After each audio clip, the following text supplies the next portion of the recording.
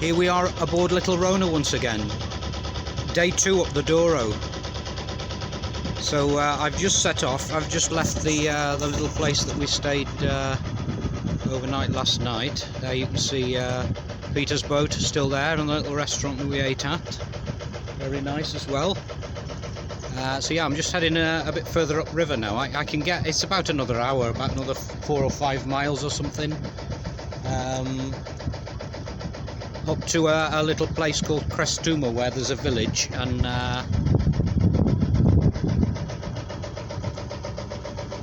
so I'm gonna, there's another public pontoon there, so I'm gonna stop there for a night, and then possibly anchor for a night, but we'll just play it by ear.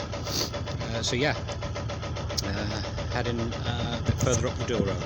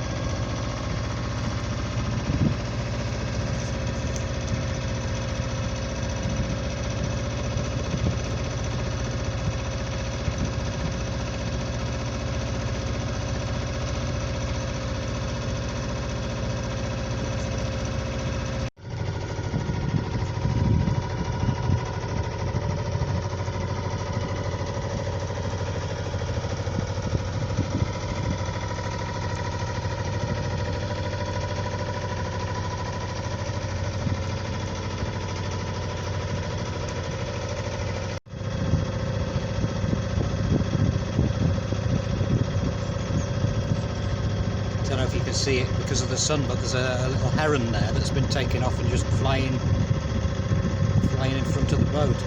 Not right in front of the boat, but just along the bank.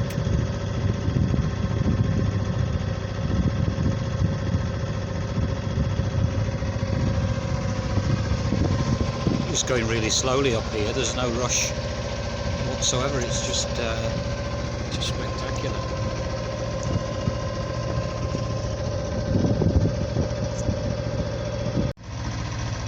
Yeah, you can tell which way the flow is by looking at the how the water's behaving around the little marker there. It's just a little, it's still ebbing at the moment, and will be for about another hour and a half, 2 hours, something like that.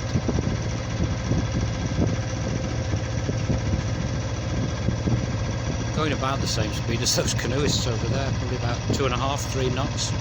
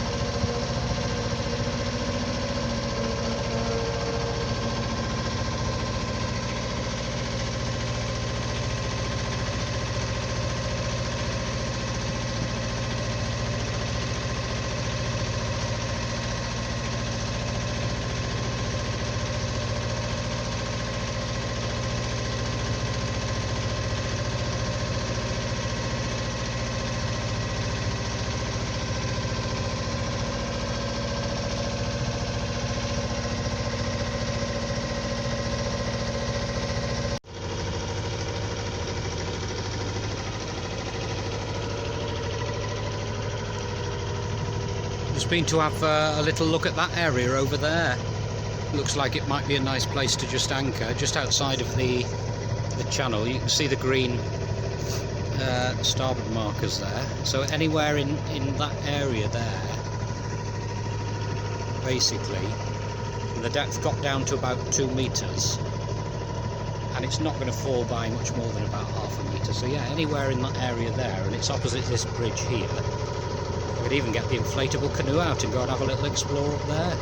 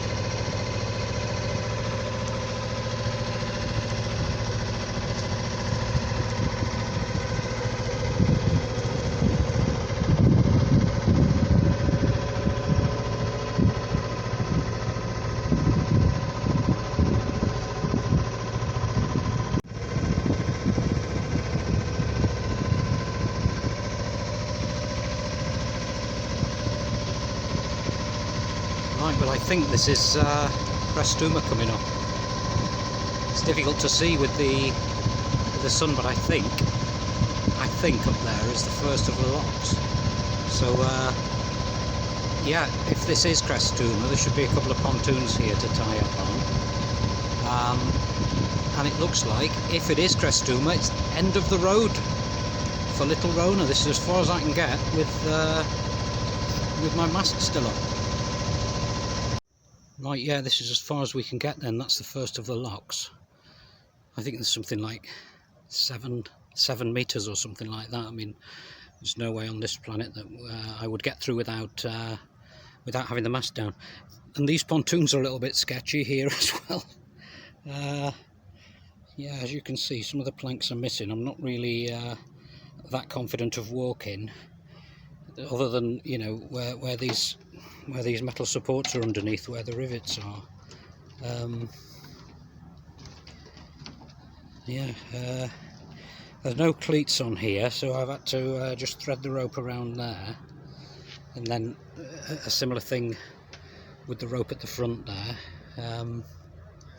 But it's absolutely gorgeous. Look,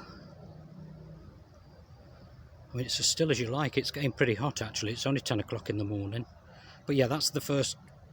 It's huge apparently, that lock, absolutely massive.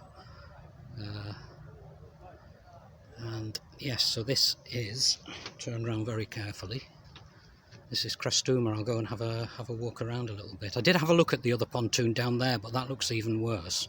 Peter told me that he actually spliced a rope to one of the cleats on that pontoon down there. I think it's about a year since he's been up here. There are no cleats remaining on that second pontoon down there, and there are a load of tyres.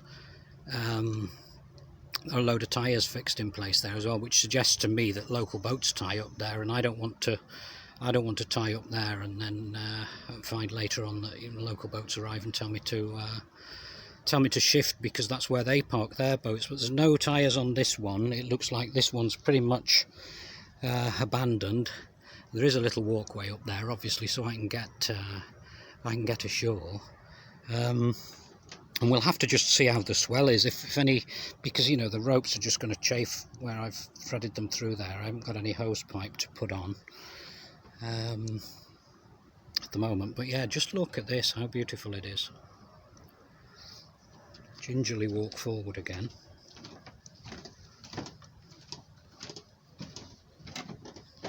Gingerly. Yeah. The flow around that corner there, where it gets quite narrow, was really fast. I had to whack the engine up to full revs and was making probably about 2 knots or something like that. Where it narrows, the flow really increases, very noticeable. But here it's almost sort of just before the lock. It's nice and calm again. It's almost like a lagoon. And apparently, you know, you can just go and anchor over there quite happily. So yeah, probably stay here today and then do the anchorage opposite the bridge tomorrow, and then and back to Lecturis on Saturday. And another little view from above.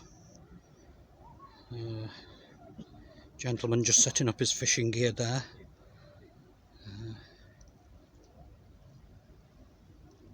Doesn't she look small?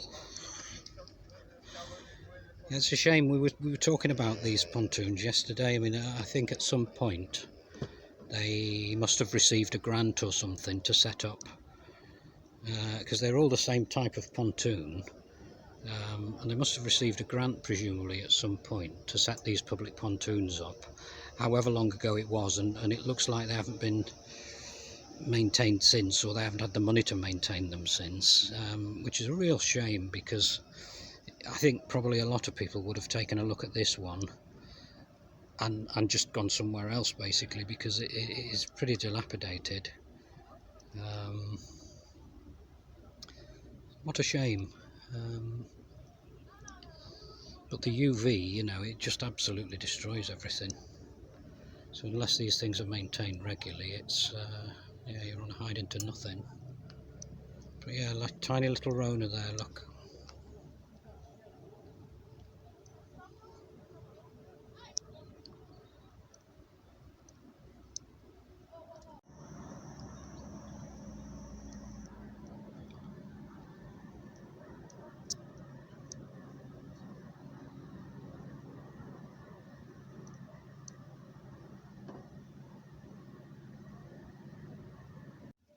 Yeah, just to finish this one off, here's a view from the inside. Here's a view from the cabin looking towards the dam. That one that you can just see down there, actually on the right, is the area where if you were going upstream, you would go into that last section that you can see on the right there. A great big motorboat came past earlier on, doing about 20 knots or something. Massive wash. Half of the fenders popped out between the pontoon and the boat. These people who drive these big expensive motorboats, yeah, I'm not going to start on a rant, but yes, if they would have a little bit of consideration, it would be good. So yeah, that's the view looking aft, and then look at this. What about this for a view from my window? How about that for a view out of your window? Isn't that lovely? And I've also just been for a little walk around the village, which is extremely tiny little streets, really steep. Last night I was plagued by mosquitoes. I hardly got any sleep. It was really annoying because I sort of closed the boat up to stop any more coming in, which made it really too hot inside the boat. It was just horrible. So I managed to find today, courtesy of Google Maps, a little pharmacy, and I have actually managed to find some mosquito repellent, and it's the stuff with DEET in, which it's filthy, horrible stuff, but it works. So yeah, I'm looking forward to having a reasonable sleep tonight as well.